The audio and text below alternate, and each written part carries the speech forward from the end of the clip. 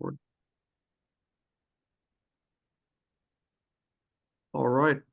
Hello, everyone. Can everyone hear us all right? Sound off in the chat.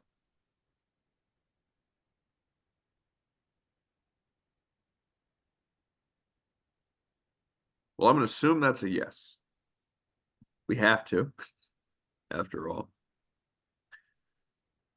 My name's Walter Kunkel. I'm the game director for the Georgetown Wargaming Society. And I'm here to welcome today, as part of our speaker series, Professor J.D. Work. J.D. works at National Defense University, and he specializes in cyberspace operations and information gaming. He's got over 25 years of experience working in, cyber intelligence and operations for both private sector and USG. And he previously worked for the Saltzman Institute of War and Peace Studies at Columbia University, as well as the Krulak Center at Marine Corps University. So any of you who know Nick Warner probably also know JD Work for his work at MCU. And with that, I'm going to let JD kind of introduce himself, his area of study, and his presentation on gaming that he's so artfully prepared for us today. JD, Professor, take it away, please. Thank you very much, sir. Really appreciate the chance to talk with you all today. We'll kind of keep this informal and in line with the tone of many of the conversations that I've enjoyed so often here at the Wargaming Society. It's really an honor to be here. Again, I think you definitely introduced me quite well, and the purpose of tonight is really to talk a little bit more about the hard challenges we've had in adapting a lot of things we've done over the decades from various wargaming designs into the problems we're facing with cyber operations. I will, of course, have to issue the obligatory caveat. The views and opinions I express tonight are those of the author and do not necessarily reflect the official policy or position of any agency of the U.S. government or other organization. Of course, everything we're talking about tonight will be unclassified. Anything we're talking about that involves cyber operations is drawn solely from open source information in commercial industry reporting. And I'm speaking solely from this academic, apolitical, and vendor neutral perspective on these matters.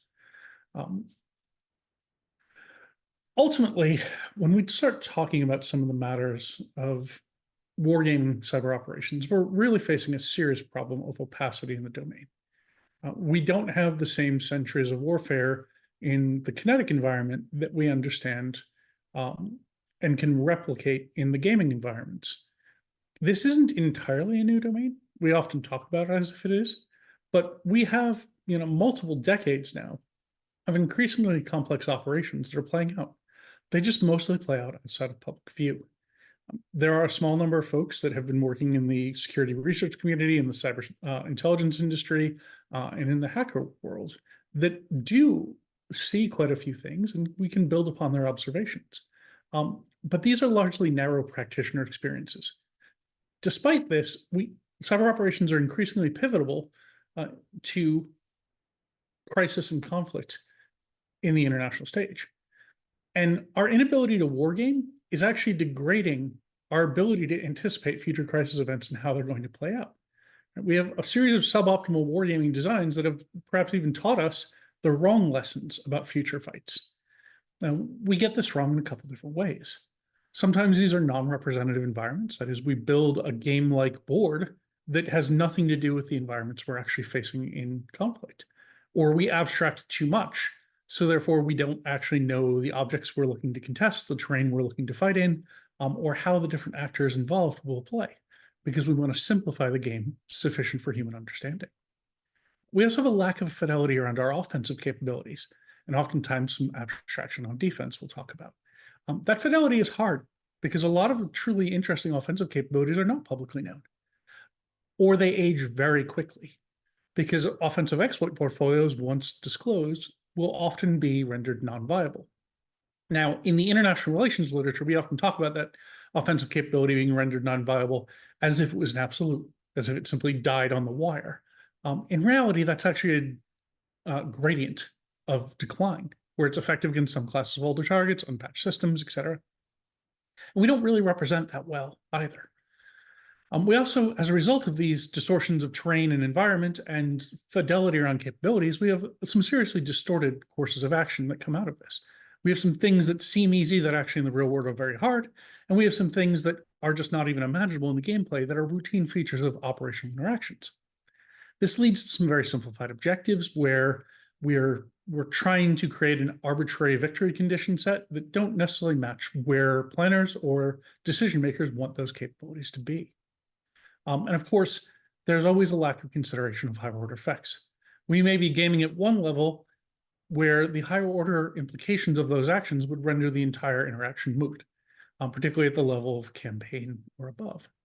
And really, that's where a lot of the challenges to our interactions come from. When we think about the use and abuse of war games over time, we really do recognize that they're becoming increasingly central to how we as scholars understand interactions in the domain. Because the unclassified domain has such distinct opacity, and because commercial cyber intelligence is often proprietary, it's locked into restricted use cases where folks can't disseminate it quite as widely, we've got a number of folks chasing wargaming to understand how cyber crisis and conflict plays out under various conditions. And unfortunately, sometimes we treat very flawed games as if they represent reality, and then we get quite surprised when that reality does not actually live up to the strawman expectations when we see things on the wire. We also teach theory and principles built upon the idea that these gaming interactions, as ludic interactions, accurately represent a reality that we know already from operational experience just is not so. And we can quote things about dead European monarchs, but we know what happens when you believe things that just are not so and never forget them. Ultimately, we're on a road paved with good intentions. Most of the game designers that are building games for this environment and facing these flaws didn't set out to manufacture distortion in their games. There's a few that have a priori beliefs that they are happy to see confirmed by the game results that emerge from unexamined design flaws in these games. But most really are trying to do the right thing. Some are building to match impressions grounded in myth-making of the domain or the rule of cool, rather than these hard operational realities, because those games are a lot less fun. Unfortunately, serious gaming sometimes isn't as fun as we would like. And across the board, we see a lot of folks just struggling with this lack of foundationally validated game concepts, especially compared to the things that we've already hashed out arguments for in kinetic wargaming for almost a century now, or more than one if we reach back into Kriegspiel. When we talk about how we got to this place, right? Everyone that does wargaming routinely cares a lot about the history and evolution of their games. We can all talk about the various ways in which we came to the field, how we started playing, how that's changed over time, how our tables changed. We have, some pretty strong feelings about that. But in cyber operations, it's not really a single arc or narrative, even as, the community of wargamers has gotten more complex. Those single narratives of, say, the 1970s have also kind of gone by the wayside. But cyber operations folks kind of come in with beliefs around how the games should play out based on fiction and entertainment, based on their experiences in hacker competitions like capture the flag events or military simulation events.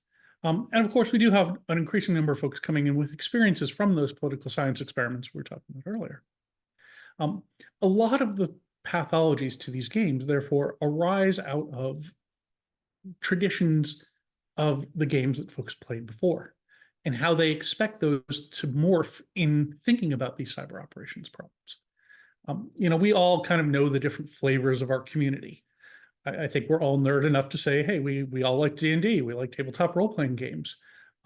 We all have certain generations that really got into this because of the collectible card games models.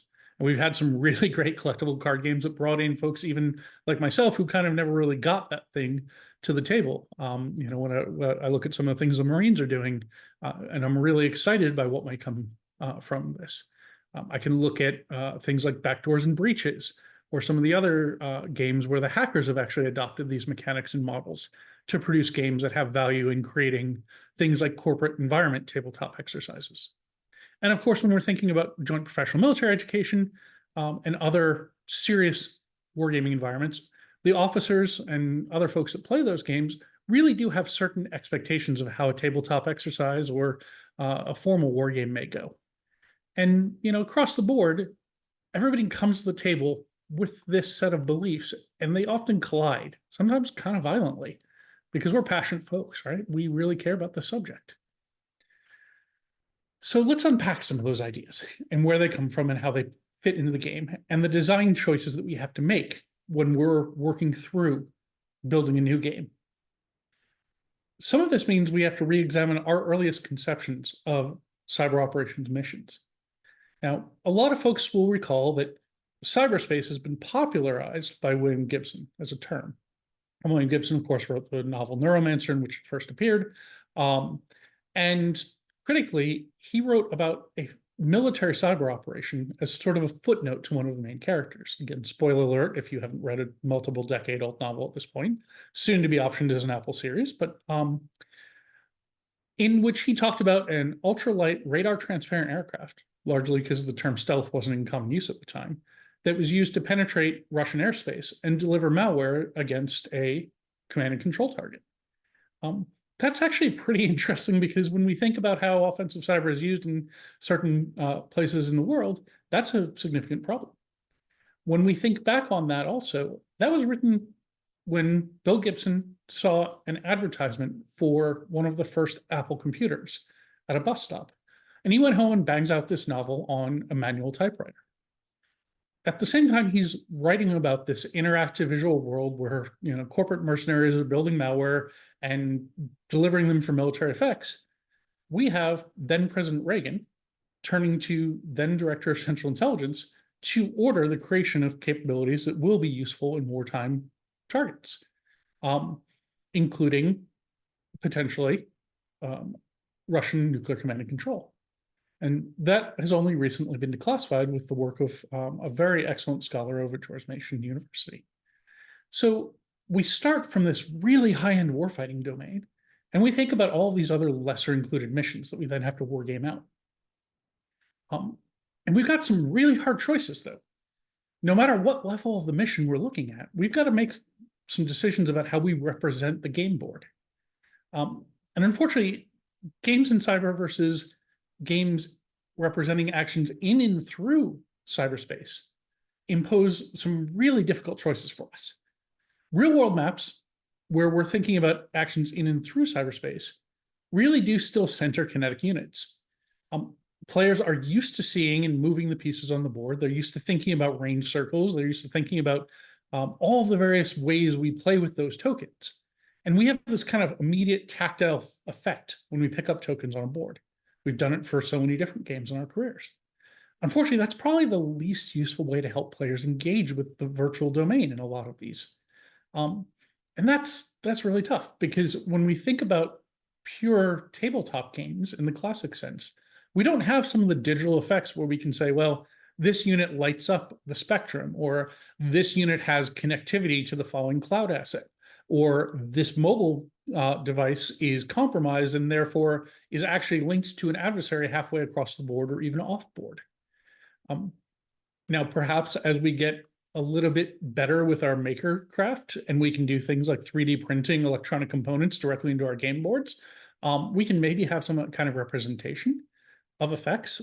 We can play things a little bit differently as we move more into these virtual tabletop environments, but we really haven't kind of gotten our heads around that yet. At the same time, I throw up a couple examples here where these virtual only maps we've been using for years out of different gaming environments are often seen as really artificial. That centered view is the kind of the very classic digital representation of what many fiction authors, including Bill Gibson, talked about as this consensual hallucination of a grid or, a matrix in which we, see different things playing out through avatar representation. None of that has much to do with cyber operations as we understand it today. It's cool, it looks awesome, but it doesn't really help us. On the left, you see there this kind of crossword-like puzzle, which was one of the first tabletop role-playing games to try to represent cyber operations. But, that's really a purely ludic thing. It's an adaptation of basically a magic system, and we'll talk about that later, into something that kind of fit into a cyberpunk-like game. Doesn't help us much either. Right? We also have some things that come out of the purely simulation space, like on the right, where you see Conway's Game of Life, where you can play with things like self-replicating malware that have different ability to control and occupy territory in a virtual memory space. There was a very popular set of games in the 1990s to play with this. That's really fallen out of favor. And honestly, we don't think about just occupying individual memory space in a single computer anymore. That was a very 80s and 90s way of thinking about operations. We think about very much more complex designs, and that's really just too ludic and too artificial. There's a variety of cases in which we might choose to have a kinetic map and then a virtual map side by side on the table.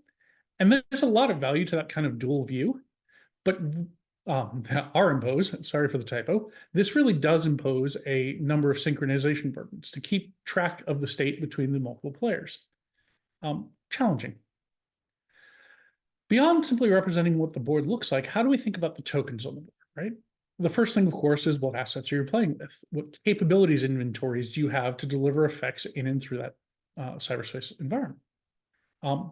What extent is your game actually an arsenal management game versus a game of different interactions? Really kind of critical, because I mean, how many other war games do we know are really logistics or resource management games under the hood? It's a very common mistake when building a cyber war game to actually pin the mechanics such that the players are not really seeking an objective. They're just playing off this resource problem. Now, there's a couple different ways you can do this. You can start perhaps by assigning players a given inventory, a fixed set of portfolios that make up the cyber weapons, quote unquote, at their disposal. And I won't drag you into the long, complex academic debate about whether an offensive capabilities portfolio is indeed a cyber weapon or not. I'll just shorthand by saying, since the first man picked up the first rock, we know that some tools have weaponized utility and some tools don't. And we can generally feel the minute we pick up those tools what its purpose is. We can also think about cases where we have dynamic and composable tradecraft, where either I don't want to assign a fixed inventory of capabilities to the players because I don't really know how they want to use the tool, or I don't want to constrain their imagination and planning in how they might generate tools for a given problem. But at the same time, I have to put some sort of constraint around the things that are long lead capabilities that require a lot of development time, a lot of testing, a lot of quality assurance, versus those things that are reachable with manually interactive tactics, techniques, and procedures when accessing a system, or perhaps by abusing ordinary functionality of those systems through things like living off the land tradecraft. And without diving too much into the cyber operations basis for this, there's quite a lot of debate about this. There's the evaluation of adversary program arsenals and capabilities and the intentions that are therefore reachable because of what they've invested in occupies a lot of our time and attention. It's natural that those debates will play out in the gaming table, but sometimes we want to test under different conditions how that works. And again, the default mechanism for a lot of game designers is to treat these capabilities portfolios sort of like spell slots in some sort of role-playing game magic system. You have X number of points, you have X number of times per turn that you can use a given capability. That's not really a useful way to play. We understand where it comes from. We've all played those games, but that's not how the inventory generally works. It might create some game outcomes where I have some learning value, but it doesn't necessarily teach what we want to be teaching. At the same time, I've got to build designs that account for the limitations of time and investment costs, the different kinds of investment approaches that you might take. What does it mean to have small closed teams that are more secure in their development approaches in terms of operational security? That is, do not leak information about what those capabilities look like to the adversary, and therefore maintain the element of surprise. But we've also got other development approaches which are kind of radically more dynamic, radically open source. We've got a variety of players that can take external uplift from commodity malware that are in common use in the environment, or red source that is acquired from commercial red teaming that builds and uses offensive security tools for their own purposes that adversary actors might abuse. Of course, there's always the problem of capture and replay, where if a capability is being used in the environment, other folks that have visibility into the use of that capability might actually steal it from the system and take that malware implant, redesign it for their purposes, reuse it against other targets. How capturing all of that in how we play with these systems matter. There aren't a lot of great options. We kind of wind up with cards, or we kind of wind up with tokens, or we wind up with these nicely expressed wish casting, where we say, oh, we'd like to do this. And, we have some sort of adjudication mechanism that says, is that viable? Is that real? Is that plausible? Do you have time for that? What kind of resource penalties do we put on the player for that against what resource budget we've given them to start with? We make it work. And there's been some really unique work done. Some folks that previously spoke here at Georgetown University's Wargaming Society came out of Center for Naval Analysis, where they brought their Merlin wargame design to the table. And I won't go into too much of their design considerations, but they really came out of some U.S. government closed door environments, and they really did a great job with that composable dynamic tradecraft. And they really came up with a very unique and innovative system that's validated against some pretty interesting things to make that work. It's probably one of the better systems I've used to date for this.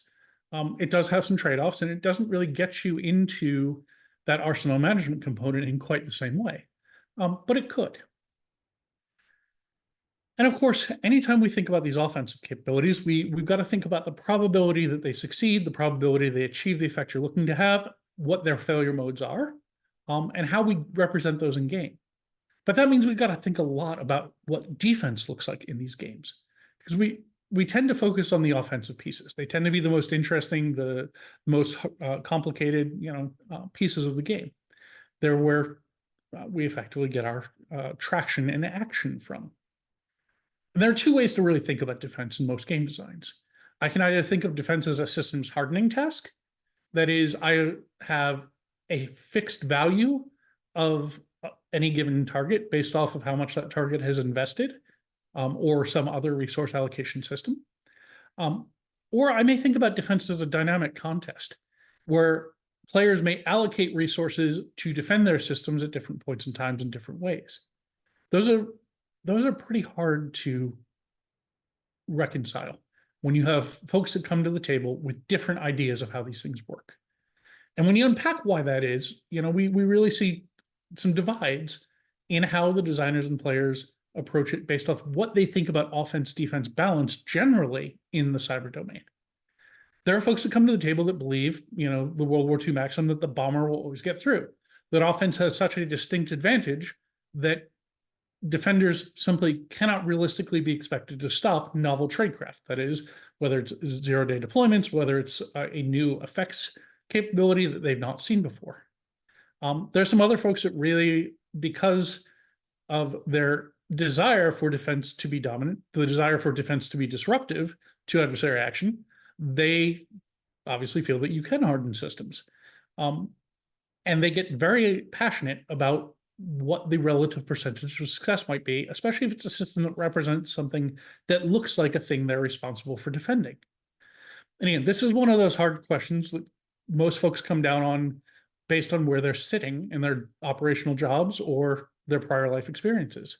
Not the first thing in this town where folks come to hard policy questions on that matter, and operational questions. But we've got to resolve that. We've got to resolve that as designers in a way that all sides feel like they're seen, feel like the game has fidelity of representation, and can actually help us get to where we want to go with either the learning objective or the analytic outcome. Unfortunately, defense becomes a potential source of exponential complexity in the game. There's an amazing impact to administrative burden that is tracking of defense resource, degradation of resource over time, and the length of game, depending on the speed of resolution for the mechanic you select. The two basic ways we usually come down on this are either there's a fixed success threshold or some sort of opposed test. That opposed test may have a modifier based off of an offensive capability, that is, how unique it is, how new it is, how invested it was, or based off that defensive capability where they've chosen to invest whatever resource allocation mechanism you're modeling in the game, or they've chosen to emphasize based on some sort of surge mechanic you've provided or some sort of crisis dynamic. Neither are universally well accepted. And people, especially where you're adding random elements to this, that randomness really gets, especially your engineering types, a little upset about this. You roll bad dice, everyone has a bad day. In wargaming, we know this. Engineering folks that are involved in defensive cyber operations, IT systems administration, tend to be more resistant to those random effects. But then again, we also have some folks that are really hot offensive operators that know they could pull off a given hack in the real world, getting just as upset when they roll a critical failure on the dice. And that's a tough thing to work through with folks that don't have the same wargaming experience as we do in other environments. And of course, once we understand what our capabilities are and how we intend to measure the resolution or adjudicate the resolution against a defended target, we have to start playing out some hard things, because for the most part, intrusion and destructive effects against various systems networks are not a single exchange. Right? In the 1990s, we had this idea that access and effect were a unified problem. The classic example we always use being the ping of death, where a single specially crafted packet would crash a system.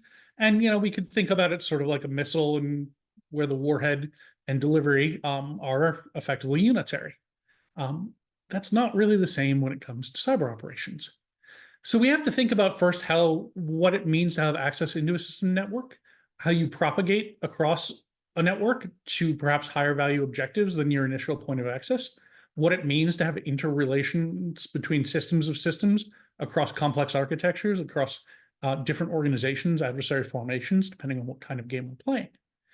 And pivots across these dependencies often involve unknown technical and organizational connections between things that a defender might not be fully aware of, and that an attacker only discovers iteratively. And this gets us to the question of, are we playing a full information game, or are we playing partial disclosure games where folks become aware of things at different points depending on the course of the gameplay? And that comes up again and again in all sorts of wargaming, but here it really gets weird. And of course, the simplest example I can give for this is the classic computer worm. Now, this is not a terribly special and new concept. The first description of a computer worm came in fiction, actually, back in the 1970s. And in the science fiction author John Brunner's novel, The Shockwave Rider. In this, a worm was actually used to recall nuclear bombers on a strike mission and change their orders. In the 1980s, we had the classic Morris worm, which was self-propagating malware that independently moved between systems, executed functions on those systems, and moved on. We've had since then a variety of wormable events, including most famously NotPetya or Nyetsia, in which the U.S. government has attributed this malware to Russian operators that attempted to destroy targets in the Ukraine, that propagated worldwide with destructive effects. I care a lot about independent propagation. I care a lot about propagation beyond the boundaries that the operators expect.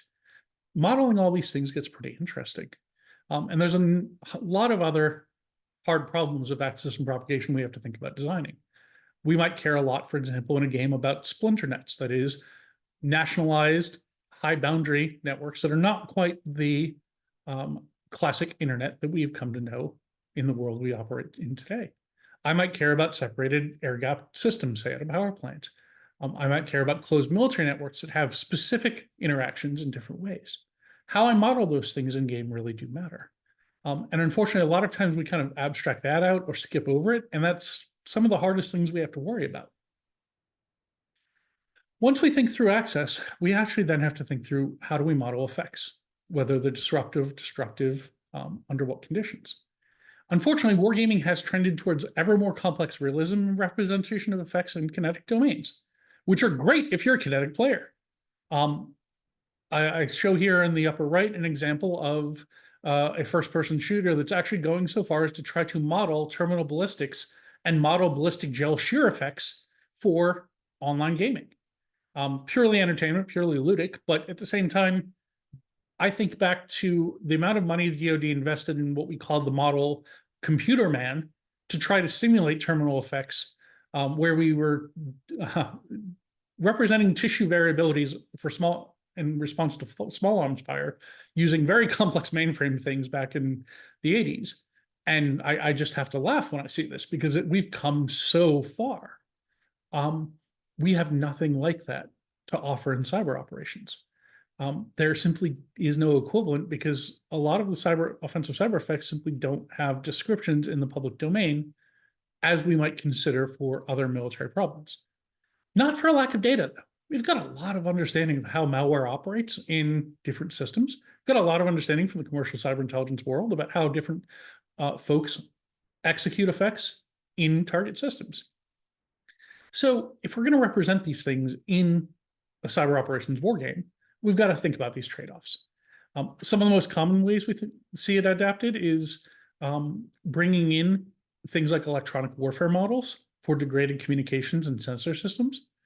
That's great because a lot of times our existing game engines have a lot of that baked into their dynamic calculations. I show here on the lower right a example from the Matrix Games Command Modern Operations war game.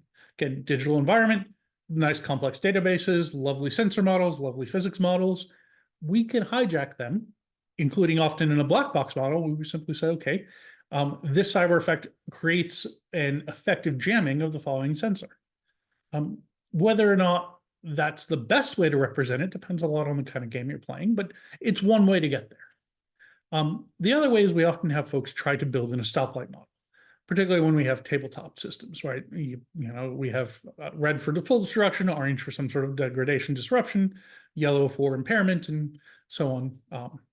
Sometimes that's tied to thresholds of scaled percentages, tied to whatever the resolution system of your effect is. Again, that gets a little hard to track. It creates a lot of burdens, but the nice thing is stoplight tokens are really easy. You can drop them on the board. Players have a good tactile sense of the effects involved. And that's something we often struggle with in real operations, because conveying to a decision maker the state of play based off of an ongoing operation that has had partial success is continuing future effects is, sometimes a challenging thing to do. Of course, technical effects on a target system are only one layer. We often care a lot about the cognitive effects of an offensive cyber operation. And unfortunately, cognitive effects are treated far worse in most war games than technical effects. This despite the fact that cognitive targets are often the intended center of gravity in many of these scenarios we're building for the players. They're intending to do something that changes minds, changes hearts, changes how adversary decision makers make choices. And again, we don't have anything like the physics representation that we have in other engines in the real world for kinetic operations. I don't think we're going to for a very long time, because when we think about simulation, the picture on the left there, if you're not familiar, is an organoid, which is a synthetic representation of a bundle of human neurons. Not necessarily a terribly mature way of thinking about cognitive outcomes, but that's about where we're at in terms of rebuilding human brains. We'll talk about AI later, but traditionally we just import wholesale some ideas from classic wargaming. Right? We've got some morale loss things we understand. We've got morale penalty and performance of units under degraded morale, what leadership responses look like in a lot of these games. For better or worse, this is where we tend to go. Sometimes we abstract that even higher and we just give it a simple victory point mechanic to say a measure of performance, you impact X target system of a media target or a adversary communication system or some sort of other other mechanism to influence the information environment of a populace, and you're awarded X number of victory points. That's not great because measure of effect is very different than measure of performance. And in the real world, we struggle with this all the time. But sometimes you want to teach people how to plan. And if we don't have a good effects assessment mechanism, we're going to look at those measures of performance. And then we'll think about time, right? We have some really serious challenges representing the variability of time in cyber operations. There is a frequent misconception that cyber operations are the fastest kind of warfare out there. And when it's true, when it comes down to executing malware on a target system, it may happen in hundreds of milliseconds. A lot of that idea of time, particularly for our senior leaderships, audiences comes from the way they were taught to think about it earlier in their career in any sort of compute. I have this cartoon of one of our favorite humans, Admiral Grace Hopper. Admiral Hopper taught at what was then the DoD Computer Institute, which is now National Defense University, CIC.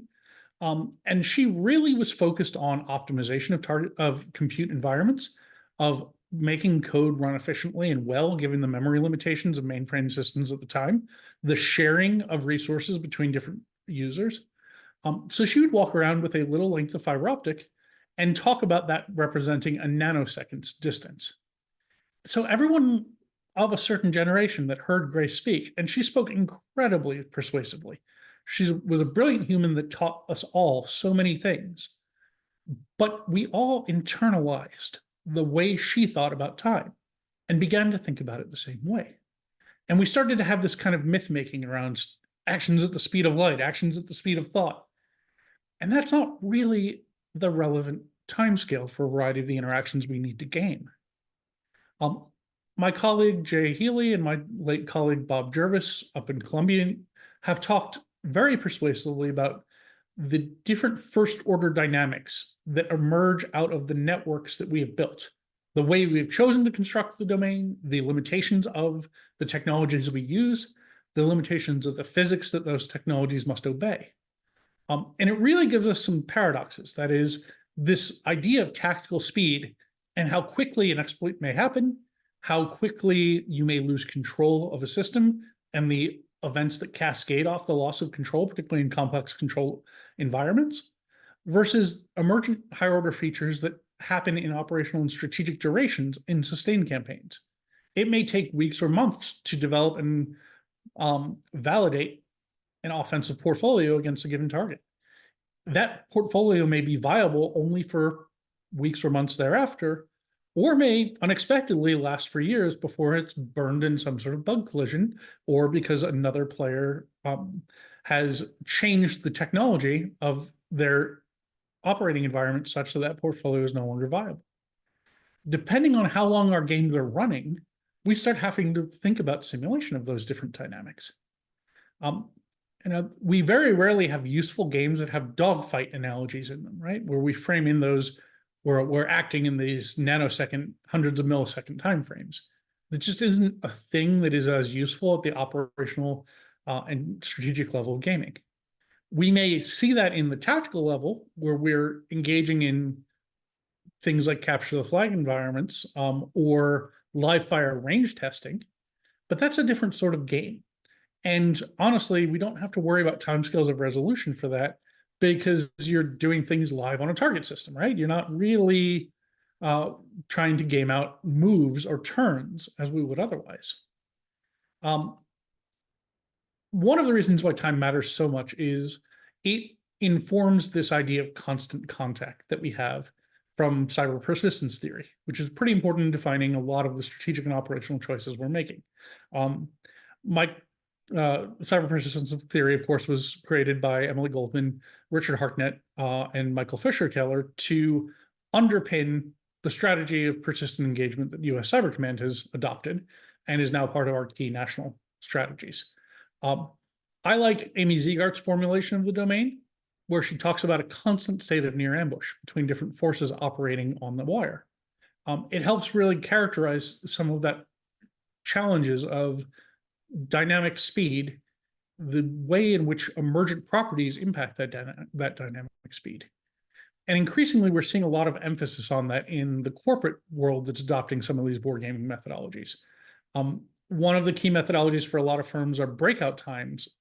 That is a metric coming from the cyber threat intelligence world, where it highlights the time from an adversary first achieving initial access to being able to pivot to deliver destructive effects, like you would see in a ransomware case.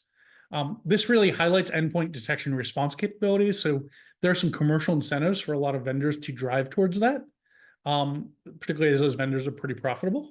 But at the same time, it's a pretty useful metric because it helps you understand defense in depth. It helps you understand some of those earlier operational considerations we were talking about. Do I use breakout time in a game design? There's some ways I could do that if we're thinking about designing a new game.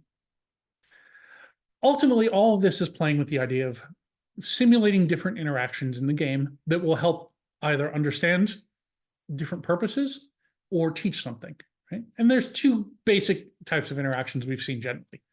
Either we replicate known and expected events, that is things we've seen happen in prior cases, things that we know happen under stress or different fights, where we can see them play out in the game environment, therefore we can learn something from that if we've never encountered them in the real world. That is our experiences to go through the game. Or we might actually be able to identify emergent behavior under novel conditions, because there are so few ways in which we otherwise capture this in an opaque domain into the public record. Again, which of these two behaviors you care more about influences how you build that game. Political science experimentation, often then sees games which are just lists of, well, what choices off this list do decision makers favor?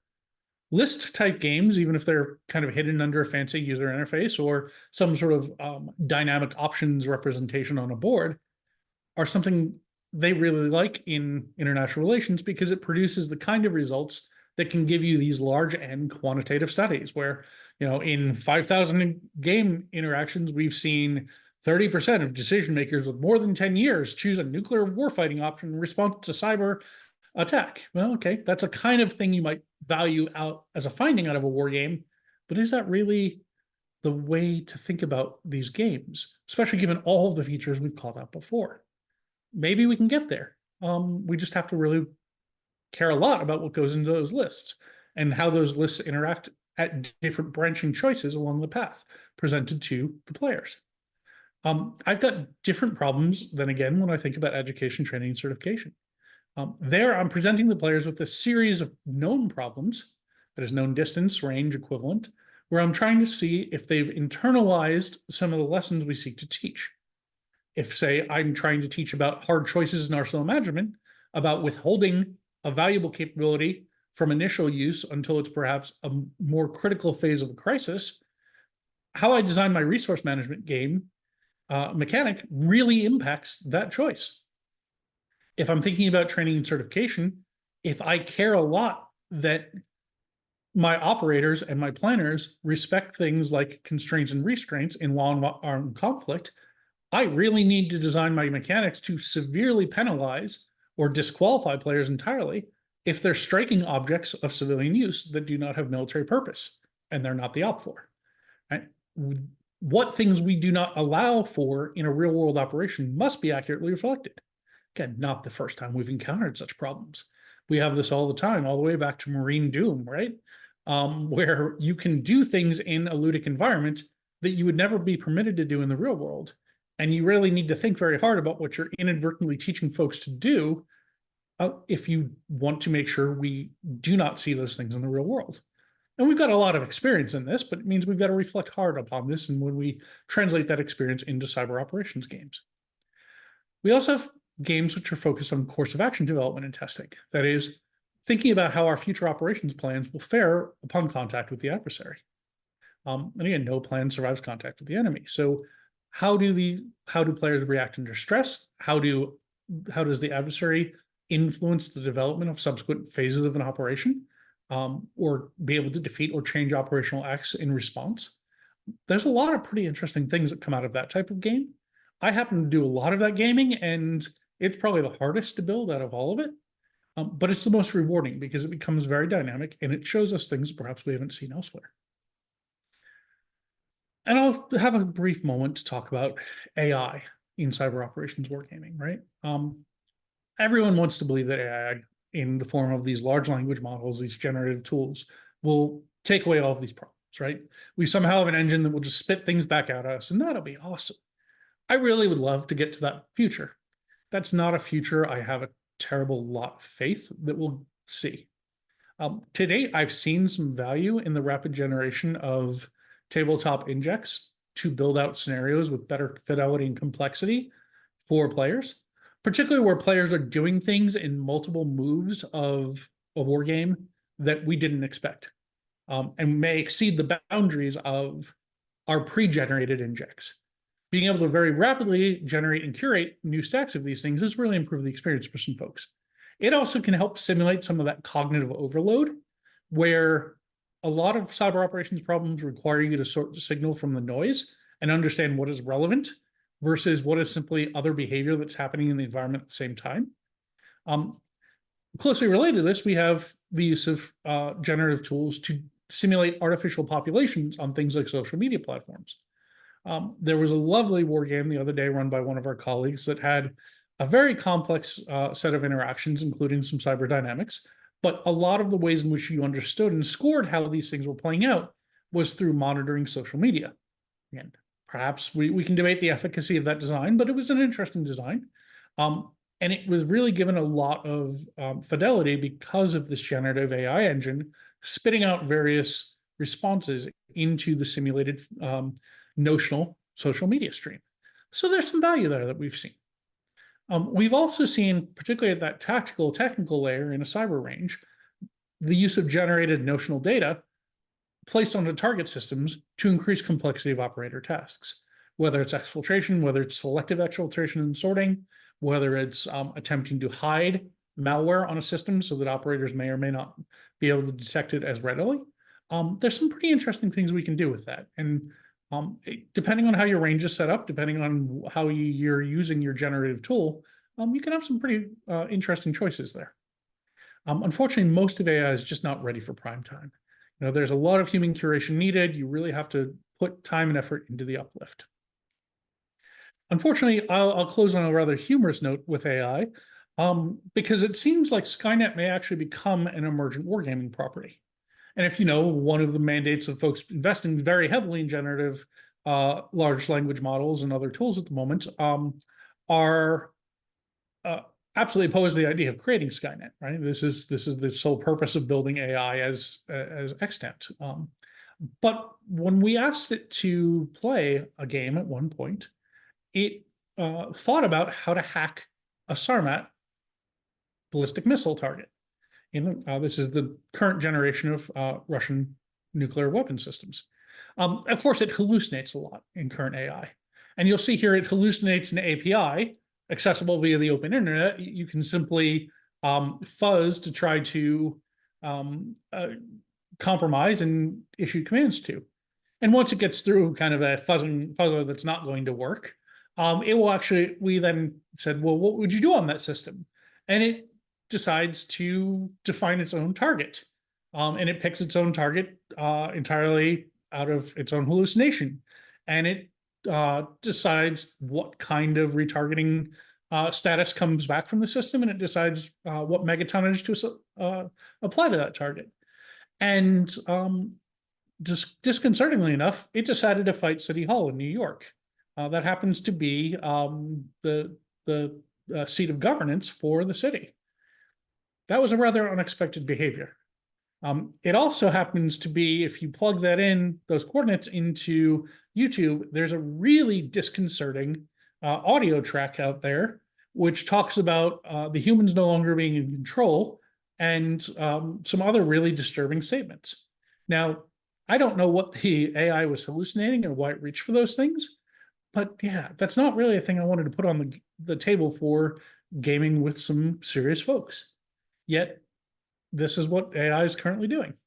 The new alignment work that's been done to restrict a tremendous amount of how AI outputs generate disturbing results, I think has removed some of its functionality, let me say. But at the same time, it's an interesting dynamic in the AI game. Ultimately, how do we apply this, right? We've got a lot of lessons about how we design games. Well, we're turning that into some lessons and you for the Minerva Research Institute under Office of Secretary of Defense. We've partnered with the University of Cincinnati to do some unclassified wargaming using only commercial cyber intelligence as a baseline. And we are generating some really unique interactions not previously documented in the unclassified literature or outside of other proprietary commercial intelligence. This includes some new interactions involving primary offensive action, some choices of defensive and countering interactions, some retaliation that we don't often see, particularly when it comes to escalation, that is cascade or catalytic retaliatory actions that may create escalation conditions. We also see some pretty unusual red on red dynamics, which are rarely captured in war games, where the interconnected global networks are an environment where a lot of different adversaries are working at the same time. And if an adversary sees value in hijacking a different adversary's capabilities, their infrastructure, either for misattribution or to steal those capabilities for their purposes, that's the thing that happens in the real world. And we don't often have a great way to think about that. We're seeing a lot of those interactions in these games now in ways we didn't necessarily expect. And of course, there's a lot of nth party complications. There's a lot of different observers that are not necessarily adversaries, but are part of the globally interconnected environment, whether they're cyber intelligence firms, whether they're media entities. And we're capturing some interactions that we've only previously seen in other non-public environments. And that's a pretty unique capability. Now, of course, playing these games only gets us so far. The next step after this gaming is we're actually translating a number of these events into live fire problems within a controlled cyber range environment run out in Ohio. This Cyber Range Institute is actually being used to certify a variety of CPTs for Department of Defense, but it's also being used for some of the other gaming interactions. And we're testing to see if operators really will perform the way we expected to in the tabletop when we give them this problem in a controlled live fire environment, which is sort of an interesting problem to have. And there aren't a lot of folks that have validated that to date. So we'll let you know a little bit about where that comes. That's a 2-year-long project. We're well underway and, some pretty good interactions. But with that, I wanted to open it up for questions, comments, discussion, because I've been talking for quite a while on an evening. And one of the strengths of this community is how excellent the folks in this audience really are. And I want to thank you for your time and attention and see what you all have to say about it. JD, first of all, thank you so much for a very informative and kind of fascinating presentation. This is a very, I don't want to say that this subject is under games, but the games that are made of this subject, as you alluded to, are certainly not accessible, I think, in large part for the general public. I've never dabbled in making a cyber game myself, but I played a couple of them. And I think what you're saying about, creating magic systems and being careful to not rationalize cyber is sort of this easily gamified thing. That's probably a trap that a lot of people do fall into. If you had to pick whether cyber defense or cyber offense was more interesting to game, I know you touched a little bit on this, and maybe you can go into some of your work that you're doing, but which of these two capabilities do you find more engaging to work with and more fun to play with? Controversial topic I love talking about. I personally have very strong beliefs that offense is and will remain for some time the dominant factor in cyber operations. I care a lot about the use of offensive capabilities, both for direct offensive missions, that is counter value and counter force targeting. I care even more about the classes of use of offensive capabilities for counter cyber operations, that is to degrade and erode adversary capabilities deployed within the virtual environment. That's a pretty subtle set of problems, and we don't have a lot of track record on how to think about them, and even less record in the case history of how those options have been employed. It is a central pillar of both cyber persistence theory and the persistent engagement vision and strategy. It's also become a key pillar under the key pillar for the national cyber strategy from the White House under this disruption pillar. So the US government has said we will engage in actions to disrupt adversary threats in and through cyber against our critical infrastructure. You see frequently now acknowledged operations, including law enforcement-led takedowns of criminal botnet infrastructure, ransomware operator server infrastructure. We've just announced recently actions against Lockbit from the Department of Justice, and we've seen a variety of other takedowns previously. We've also seen some other players engaged in their own countering operations. using different capabilities and techniques. We have a lot of folks which have written academic theory and made policy arguments around these problems without a lot of operational evidence, or ignoring the operational evidence we do have because of the opacity of the domain. And this is really a problem for us. We've got some folks that are saying, for example, counter cyber operations are incredibly escalatory and dangerous. In operational practice, we haven't seen this in real world cases. But I care a lot about under what conditions counter cyber operations might be escalatory. I want to bound the outer limits of reaction space. So how can I use wargaming to explore those interactions? I care a lot about that, because when I think about an adversary eroding capability, I think about some of the academic theories. My late colleague Bob Jervis talked, and my current colleague Jay Healy talks about the escalation inversion. That is some of the pressures to escalate earlier into a conflict rather than later. That is the use or lose pressures, pressure relief valve pressures, a few of these other mechanics. Well, I can actually test these.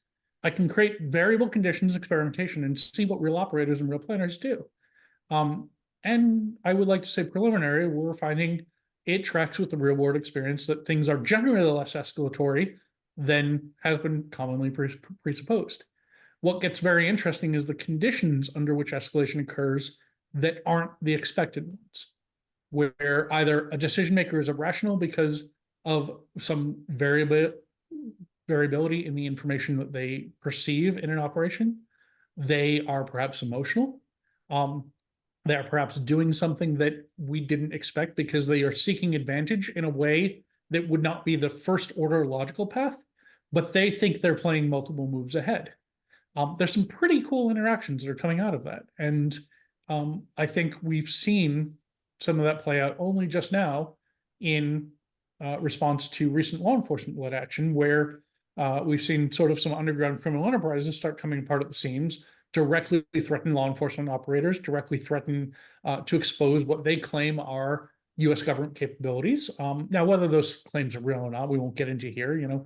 It's how do you know a criminal cyber operator is lying? His lips are moving, right? So we don't give a lot of credence to some of the statements being made by folks that are trying to avoid themselves getting whacked for having stolen millions of dollars of their clients' money, for example, in the underground market ecosystem. But I do care a lot that those types of interactions are possible and where they might play out. So yeah, this is where my current work is focused, not least of which because I've been given the unenviable task of squaring the larger concepts of integrated deterrence with cyber persistence theory, and then operationalizing some of these concepts into how we think about things going forward. Gabriel has a comment. It's not a question, but I'll read it out loud here. Please. We always try to tie in cyber as a level of effort or effect, as opposed to something that you can run out of. But on the opposite end, he tries not to focus on middleware cyber gameplay and instead focus on results or impact. So whether it allows someone to learn something about their opponent with or without their knowledge, give them more or fewer activations to reflect foreknowledge or lack of coordination. He says that, cyber as a generic wildcard as sort of a negative or positive effect can be explained as part of a scenario. And the focus is not how to argue over how the effect was accomplished. Rather, you are where you are, what do you do now? And he says one of the things he thinks doesn't get enough gameplay is task organization, admin ops coordination of cyber units and assets. Everyone wants to jump into hacking, but no one really understands how to best organize their workforce and triage the workload. That's a pretty incisive comment, Gabriel. I would very much agree with a lot of that. So first of all, it's really boring to play organizational bureaucratic games. I agree. Especially if you by designing them, that's it's even. Yeah. I will say a lot of times in the joint professional military education environment, we are relying upon existing concepts of how planners approach problems. So a lot of that intellectual work just happens because we have common planning constructs, we have ways of thinking about future operations, we have things that multiple players in the environment will just automatically do, even if you don't tell them to do, because this is how they think about doing it in their professional lives. A lot of that kind of organization is a factor. At the unclassified level of gaming, we often deliberately take folks out of their common organizational environments and put them in a deliberately artificial game, right? We deliberately try to do some things that will force them to think about being perhaps a mercenary unit, because we see a lot of access to service contractors. We see a lot of players that bring different capabilities to the board, and we want to represent those. Or perhaps we simply just want to free them from the constraints of how we currently think about doctrine and give them a range of play with fewer bounds. We may mandate bounds such as law of armed conflict, because we don't want to ever walk away from that. But we may simply say, whatever our current task organization is, think about how you might want to do this. When I begin to think about the problem of representing effects, a lot of times that black box is really important. We've got a lot of folks who will try to get hung up on how a given exploit works, how their favorite exploit works. That matters a lot when I need to translate into a live fire range environment, but I may need to decouple those things at some level of abstraction, either for classification or for simply the viability of the game. If I care a lot about threat representative capabilities, my favorite example, of course, being we all at the unclassified level have acknowledged that air defense targets are particularly interesting for cyber operations. And, there's been a lot of discussion over multiple decades now about how different players may impact an integrated air defense system. Some of the more interesting Russian systems, and the systems derived from Russian systems, use very unique processor architectures. I could talk at quite length about some of these because I care a lot about the weird nerd bits of those processor architectures. I'm sure there's some folks on this call that care even more than I do. And I could really drag us into a multiple hour resolution of whether we can port a given offensive capability into the right environments for hitting one of those targets. That's really a place where that black box matters, right? And we play that out in different ways. So love that comment. Really very much on point. Mott Given has a question for you. Mott asks, are very many wargaming disinformation or misinformation in cognitive warfare sort of scenarios in cyberspace? So I will be careful how I address that question. There are a lot of folks that try to bring war games to the table that try to replicate disinformation problems. There's a variety of them, but many of them aren't cyber operations war games. They're some sort of information environment war game where you have a media channel, you have an audience, you have some sort of messaging dynamic, and you have a different set of gameplay around this. When that is a subset of a cyber operations war game, where, for example, you have a technical operation to compromise a European television broadcast station, and to then relay propaganda through that, as we've seen in the real world, attributed by the U.S. government and commercial industry to the Russian General Staff's main intelligence directorate, GRU. When you try to war game something like that, you then have all those problems of representing cognitive effect that I was discussing. There aren't a lot of games that do that well. I'll be very blunt. And there aren't a lot of games that play between those two worlds well, because really they're very different kinds of games. If I'm playing a disinformation game, I care a lot about what messages are resonating with audiences, how we might design countering strategies, how we might pre-bunk or prepare populations for contested narratives and themes. And unfortunately, we've seen some times where those games have ventured into the realm of political controversy in some play scenarios we've seen in the past several years. Again, being strictly apolitical, that's not a thing I'm going to touch, but those are hard games, and keeping those games apolitical, analytically useful, and something we can turn into operationally relevant results, that's a pretty hard dynamic. So we keep trying, right? It's something we really have to get our heads around. Our counterparts in the UK's National Cyber Force, for example, have made cognitive effect one of the pillars of their operational principles. So we have to think a little bit about that. Jeff has asked a question. Thank you for your answer, Professor. Jeff has asked, how can I script non-simulation delivered injects into a division level CPX by using a TTX wargame inside of exercise control to better quantify friendly and enemy effects over a 5-day period? Very specific question, Jeff. Someone's working on a deadline, I feel like. Yeah, it seems like. I'm happy to engage with you offline on that question, but so first things I would have to say, okay, 5 days of gameplay or 5 days of real world effect. Um, Super interesting. Um, if I'm going to assume a 5-day exercise, 5-day TTX, right?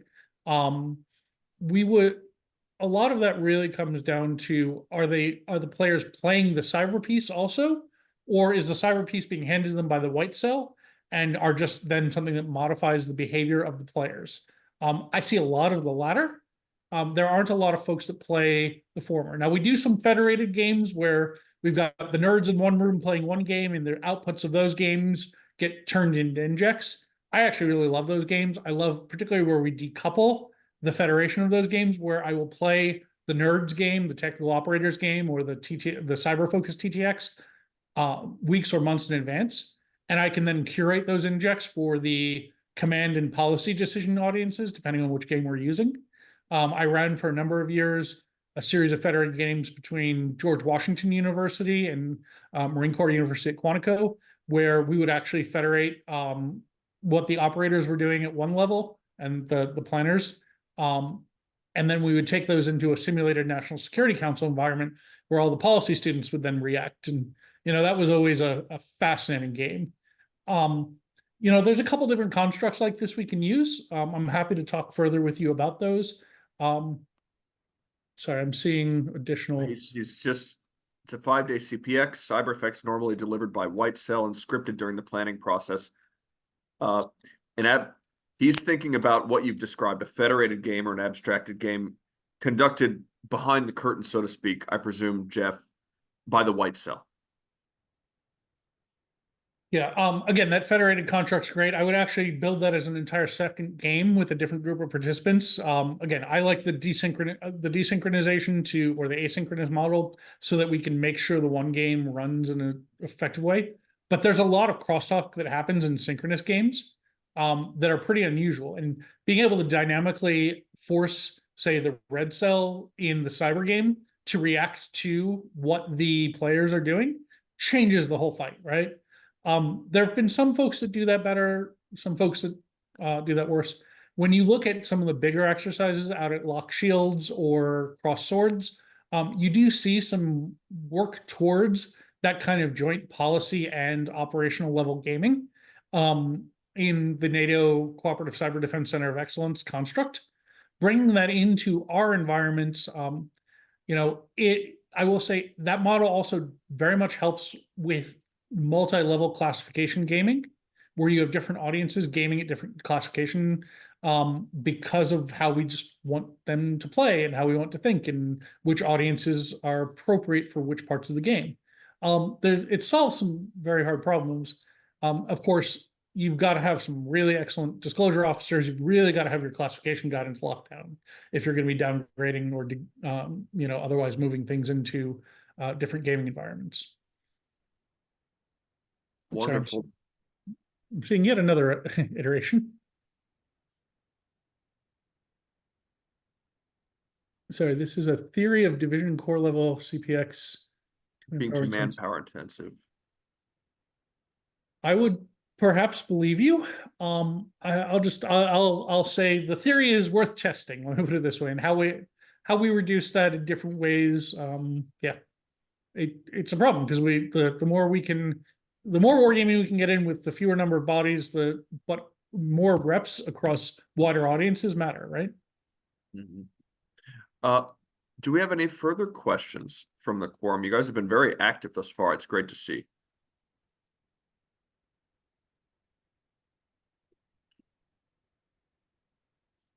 I have a question, JD. Of course, sir. And this is more speculative because I am not a cyber expert. I'm more of a all hands gaming type of person. What are the two futures ahead for cyber wargaming? What's the worst case scenario for it if things continue as they are now? and what is kind of the road that you would like us to take us down? So there's some very interesting work being done trying to generate synthetic data sets that will allow for large end scaling of certain games, and better analysis of those game results. I think there's some promise there. But again, if we continue trying to reach for large end gaming data for analytic purposes off of these flawed designs, we're going to have some beliefs about how cyber works that are simply disconnected. And the more we teach folks with it, the more we conduct analysis with these ideas, the more we have a distinct moment of credibility shear, right? Or orientation shear, where we're coming to a crisis, we think things work a given way, and the crisis radically changes. And we're in a world we didn't expect. And honestly, I think there's a lot of folks who are experiencing that in the real world over the Ukraine conflict, where they had some straw man arguments they'd built up about how they had mirror imaged cyber operations off of some earlier concepts of how the US talked about it in public. And they were really surprised when the Russian forces did not do those things. And then they tried to claim that operations were generally a failure because they did not do those things. And, there's a couple different sources of analytic error there. The more of those cases where we see folks thinking things failed that the adversary weren't trying to do at all, ignoring the things the adversary did successfully that caused us pain, ignoring how resilience impacted behavior versus defense. There's a lot of operational failure modes that come out of that. So you're saying that more and more cognitive biases will creep in if our games continue to be inaccurate, and we will eventually end up doubting any principle of cyber operations that we once held dear. I would say that's definitely your worst case future.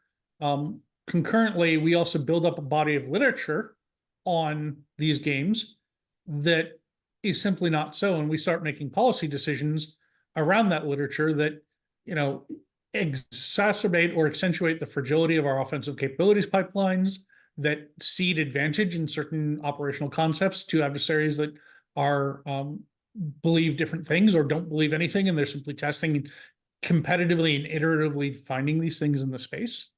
So, getting out of that worst case future, I won't give you the best case future because I don't think we got there, right? There is no single optimized best path. We may have a series of folks that become used to routinely testing their assumptions in wargaming environments, routinely feeding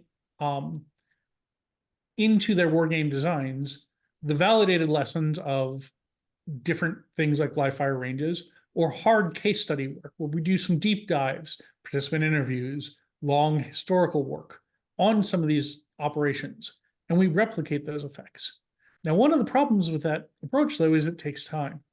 And it takes time often focusing on features of an environment that are no longer the same. If we think about Moore's Law, we think about compute doubling every 18 months. We haven't quite reached the end of this. There's a lot of higher order effects that come from that change. If you think about the speed at which conventional military investments change, you're thinking about 30 years, right? 20 years, maybe. That's compressed to 18 months in cyber operations. So some of the enduring principles change, but a lot of our targets, a lot of the things that I care about most in this moment are radically different 18 months to 3 years from now. So how do I focus on the cases which surface the principles which will endure across the technology generations that we're about to encounter?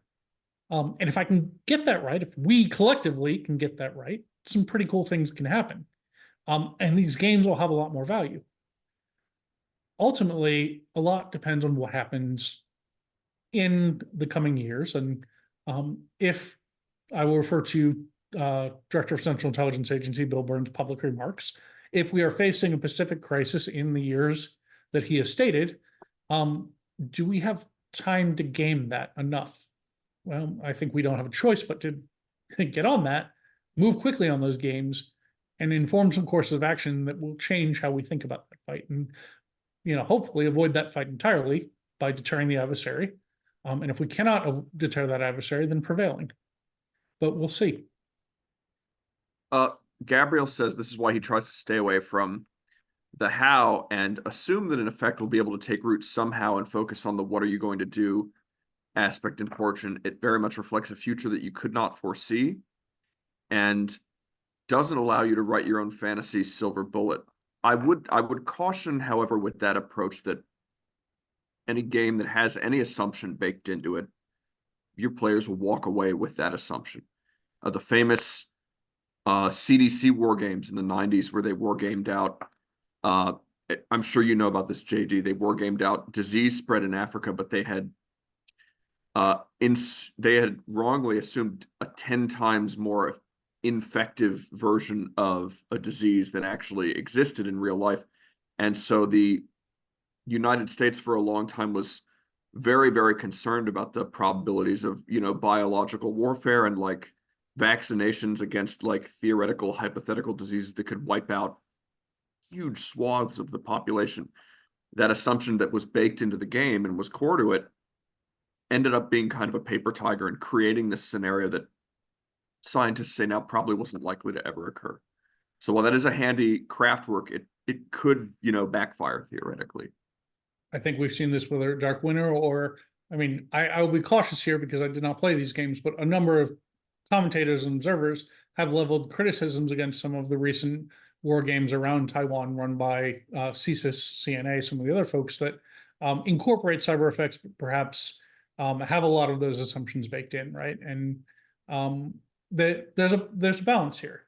Black box is really important, but there is too much abstraction, which aside from the silver bullet dynamics, simply don't give folks an adequate feel for where the levers of this instrument really are.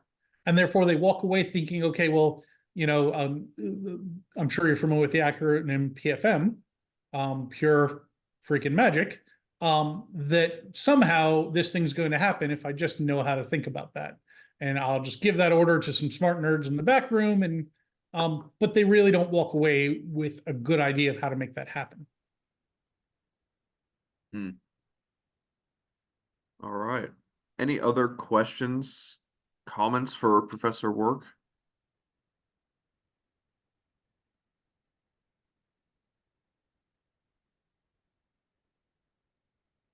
All right.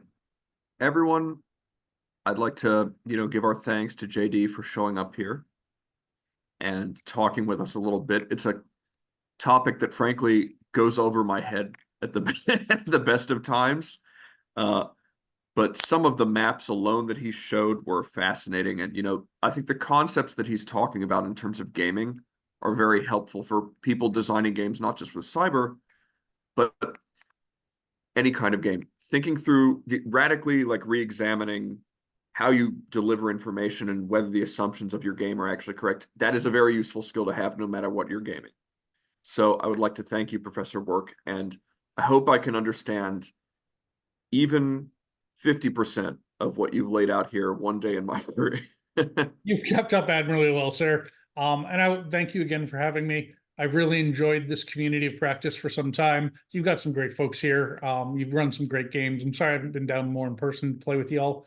But I've really been a strong supporter of what you're doing. So thank you again for the honor of attending. Thank you, everyone. Have a good night and take care. Take care, folks. Bye-bye.